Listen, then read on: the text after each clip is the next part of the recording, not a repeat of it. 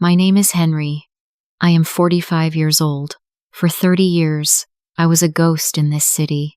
I slept on the hard concrete. I ate food from the trash. I was a homeless man with no future and no family. But today, I wear a clean suit. I have a desk with my name on it. I have a secret. A piece of bread and a cardboard box saved my soul. I never thought my life would start in a deadly winter snowstorm. I don't remember much about being a child. I only remember the biting cold. My parents were very poor. We lived in a small, broken hut. When I was 8 years old, my father took me to a busy bus station. "Wait here, Henry," he whispered. His voice was shaking. He gave me a small apple. "We will be back soon with food." I finished the apple slowly. I waited until the moon came up. Then I waited for 3 long days. I stood there until my legs felt like lead, but they never returned. I whispered to myself, maybe they forgot me.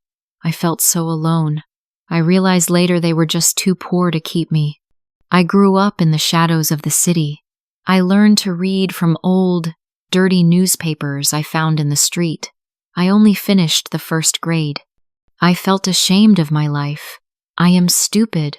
I thought many times, but I had one strict rule. I never stole. I never hurt anyone. I wanted to be a good man, even if I was a hungry man. I spent my life working small, hard jobs. I carried heavy bags at the market. I washed cars until my back ached, but I always lost my place. I never had a real future. I never had a home. By age 44, I had nothing but a cardboard box and an old, thin coat. People looked at me with disgust. "Go away, you dirty man," they shouted. They didn't see my heart. They only saw my dirty skin. I walked the streets like a ghost. No money, no home, no hope. I felt like a protector, but I had no one to protect until that Tuesday night. The winter in New York was a monster that year. The snow was 2 feet deep. I sat alone in a dark, frozen alley. My stomach felt like it was eating itself. It was a sharp, biting pain. I found a small corner behind a bakery. The smell of fresh bread was everywhere, but I only had one dry, old piece of bread in my pocket. Suddenly, I heard a small, soft cry. It sounded like a wounded bird. I looked around the corner. A little boy, maybe 7 years old, was sitting near a dirty trash can. He was wearing only a thin, red sweater. His skin was the color of ice. His hands were shaking violently. I felt a cold shiver run down my spine. I moved closer to him. My heart was beating fast. "Are you lost, little one?" I asked softly. He looked at me with big, tearful eyes. "I can't find my daddy," he whispered. "It's too cold, mister. I want to go home." I looked at the long, empty street. I hoped for a miracle. Maybe a police car would pass by. I waited. 1 minute. 5 minutes. But the street remained empty. Everyone was inside their warm, bright homes. They were safe. I felt a deep sadness in my chest. "Don't cry," I told him, trying to be strong. "I will help you. We will wait here for the sun together. You are safe now," I thought to myself. Maybe everything will be okay. But then, the weather changed quickly. The wind became stronger and louder. It was a blizzard now. The snow hit my face like tiny stones. "I'm so hungry, mister," the boy whispered. He looked so small and weak. I looked at my dry bread. It was my only food. My body was shaking from hunger and cold. I thought about my own empty stomach. But then I looked at his blue lips. I knew what I had to do.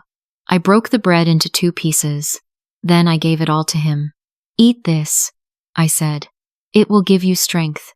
I watched him eat every crumb. I felt my own stomach burn with pain. I whispered to myself, "I can survive this." I felt a heavy responsibility. I remembered being an 8-year-old boy at that bus station. I knew how it felt to be forgotten. No family, no home, no help, but this time I wouldn't let him be alone. I pulled the boy close to the brick wall. I opened my large cardboard box. It was my only bed and my only treasure. "This is our castle," I joked. He looked at the old cardboard and smiled just a little. "A castle?" he asked. "Yes," I said, "and I am your guard. No one can enter our castle." I put him inside the box. I took off my old, thin coat and wrapped it tightly around his shoulders. I sat in the snow right at the entrance. I was a shield of flesh and bone. The wind hit my back over and over. It felt like ice needles pressing into my skin. I took a deep sigh. My body was numb, but my heart felt full. The darkness was everywhere. I knew I couldn't sleep. If I slept, the cold would take us both. I had to stay awake. I had to be his shield against the monster of winter. I whispered his name, Leo, to stay busy, but my eyes were getting heavy. The world started to spin. I thought to myself, I must stay awake. I cannot fail him. The night was endless. I bit my lips until they bled just to stay awake. I sang old songs in my head to forget the ice in my bones. I knew if I closed my eyes, I wouldn't wake up. Suddenly, around 6 a.m., bright lights hit my face. I blinked, blinded. Blue and red lights danced on the snow. Sirens screamed. A tall man in a long black coat ran toward us. He looked terrified. His face was pale and wet with tears. "Leo, Leo!" he shouted. I tried to stand up, but my legs were frozen. They felt like heavy stone. I fell hard into the cold snow. I couldn't move. The man saw me. He saw a dirty, scary man sitting over his son. "What did you do to him?" he yelled. His voice was full of anger. He pushed me hard. My body was weak and numb. I hit my head on the hard brick wall. Everything went gray. I took a slow, painful breath. The world was spinning around me. "Daddy!" Leo's voice broke the silence. He jumped out of the cardboard box. The man grabbed Leo, checking his face. "Are you okay? Did he hurt you?" Leo grabbed his father's shaking hand. "No, Daddy. He saved me," he cried. "He gave me his bread. He gave me his house. He didn't sleep, Daddy. He watched the wind for me." The father, Mr. Sterling, stopped moving. For a long moment, everything was quiet. He looked at the wet, broken cardboard box. He saw my old, dirty coat on Leo's shoulders. Then, he finally looked down at me. I was lying in the deep snow. I was wearing only a thin, white shirt. My skin was a pale, scary blue. I was shivering so hard my teeth were clicking together with a sharp sound. My hands were shaking, and I could not feel my feet anymore. I felt the cold trying to pull me into a dark sleep. But I looked at Leo. I saw he was warm. I saw he was alive. I managed to give him a tiny smile. You are safe now," I whispered. My voice was so weak I could barely hear it. I whispered to myself. I kept my promise. Mr. Sterling's face changed instantly. The anger in his eyes was gone. I saw deep shame and regret. He was a billionaire, a very powerful man, but at that moment, he looked very small. Tears ran down his face and fell into the snow. He quickly took off his heavy, expensive wool coat. He knelt in the snow and wrapped it tightly around my cold body. I felt the heat hit my skin, and I took a deep sigh. "I am a fool," he sobbed, holding me close. "I am so sorry. I am so sorry." He picked me up from the ground. I was very light, like a dry leaf in the wind. I didn't have any strength left to move. "Call the ambulance!" he shouted to the police officers. "He is a hero. Treat him like a hero." I felt the incredible warmth of his coat. I felt the warmth of his tears falling on my face. I thought about the bus station when I was 8 years old. I thought about being alone for 30 years. But now, for the first time, someone was holding me. I wasn't a ghost anymore. I was finally a human being. I closed my eyes and let the silence fill my heart. I was safe too. I woke up in a bright, warm hospital room. The sheets were white and soft. For the first time in many years, I was not cold. Mr. Sterling didn't just give me money and walk away. He came to see me every single day. He brought me fruit and books. One afternoon, he sat quietly by my bed. He looked at me with deep respect. "Henry," he said softly, "I owe you my son's life. I know you had a very hard childhood. I know you don't have a high school diploma, but that night in the snow, I saw your true heart. I saw your incredible sense of responsibility. You stayed at your post when it was 10 degrees below zero. You protected Leo like he was your own son." He leaned in closer to me. "I want to offer you a job. I want you to be the security guard for my flagship bakery. You will have a private room, a steady salary, and a clean uniform." I felt a heavy lump in my throat. Tears ran down my face and onto the white blanket. I thought about my dirty cardboard box in the alley. I whispered to myself, "Is this really happening?" I looked at my rough, scarred hands. "But I can't write well, sir," I told him. "I only finished the first grade.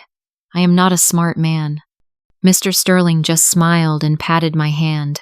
"We will teach you to read and write, Henry. But responsibility? That cannot be taught.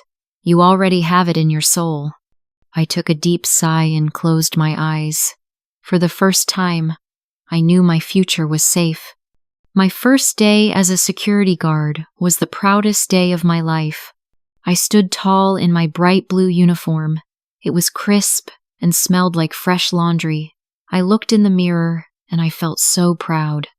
I didn't look like a ghost anymore. I opened the heavy glass door for every child. I smiled at every stranger. I wanted everyone to feel safe. I worked harder than anyone. I arrived an hour early to check the building. I stayed an hour late to help the cleaners. I whispered to myself, "I will never lose this chance." I started taking night classes at the community center. I felt very nervous sitting with younger students. I learned to use a computer. My thick, rough fingers moved slowly on the keys. I learned to write official security reports. I knew I had to catch up on 40 years of lost time. I thought about how much I had missed in life. One cold afternoon, a man tried to steal a bag of flour. His eyes were wide and full of fear. I didn't shout. I didn't call the police. I walked over and saw his shaking hands. "I was where you are," I said quietly. I knew that hungry feeling in the stomach. I felt his pain in my own chest. Instead of calling the police, I gave him a job cleaning the back alley so he could buy some food. I thought of how many times I had needed a second chance. Mr. Sterling saw everything on the security cameras. He didn't say a word, but I saw him smile through the window. I took a deep sigh, and I knew I was finally home. 5 years have passed. Time moves very fast when you have a real purpose. I am no longer standing at the bakery door in the freezing wind. Today, I am the district security manager. I manage 20 brave people. Every morning, I look in the mirror and tie my black tie with steady fingers. Yesterday, Mr. Sterling called me into his large, bright office on the top floor. He looked at me with a very proud smile. "Henry, you've reached the limit of this role," he said. "You have learned so much. I want you to move to the corporate office downtown. I want you to manage our new charity program for the homeless." I froze. I looked down at my hands. They were no longer dirty. cracked or gray. They were clean and strong. "Me, sir? A corporate manager?" I whispered. I felt a heavy lump in my throat. I thought about my old life. I thought about reading dirty newspapers on the sidewalk. I knew how far I had come. "Henry," he said firmly, "you protected one little boy in the snow when you had absolutely nothing. Now, I want you to protect thousands. You understand their struggle better than anyone else." I went home to my quiet apartment that night. I have a soft bed. I have a kitchen full of food. I still keep that old brass key to my very first bakery locker in a small box. I looked at it, and I felt a warm peace in my soul.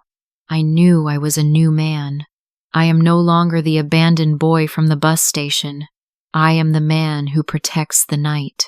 I took a deep sigh and smiled. I was finally home. I realized that true education is found in your heart, not just in books. Kindness is like a tiny seed. If you plant it in the freezing cold, it will grow into a great forest. I thought to myself, never judge a person by their dirty clothes. Sometimes, a real hero is hiding under an old, broken coat. Henry's journey proves that character is the true foundation of success. Today, we often focus on degrees, but values like responsibility and empathy matter most. First, reliability is your best ability. Be the person others can always depend on. Second, choose lifelong learning. It is never too late to gain new skills, even if you start with nothing. Finally, use your past to fuel your purpose. Your struggles can help you understand and help others. Look for the Henry in your life today. Their potential may be hidden behind a rough exterior. Remember, a good heart is the best qualification. Have you ever helped a stranger when you had very little? Comment heart below if you believe kindness can change the world. Please like and subscribe for more emotional stories. Thank you for watching, and may your heart always be warm. Goodbye.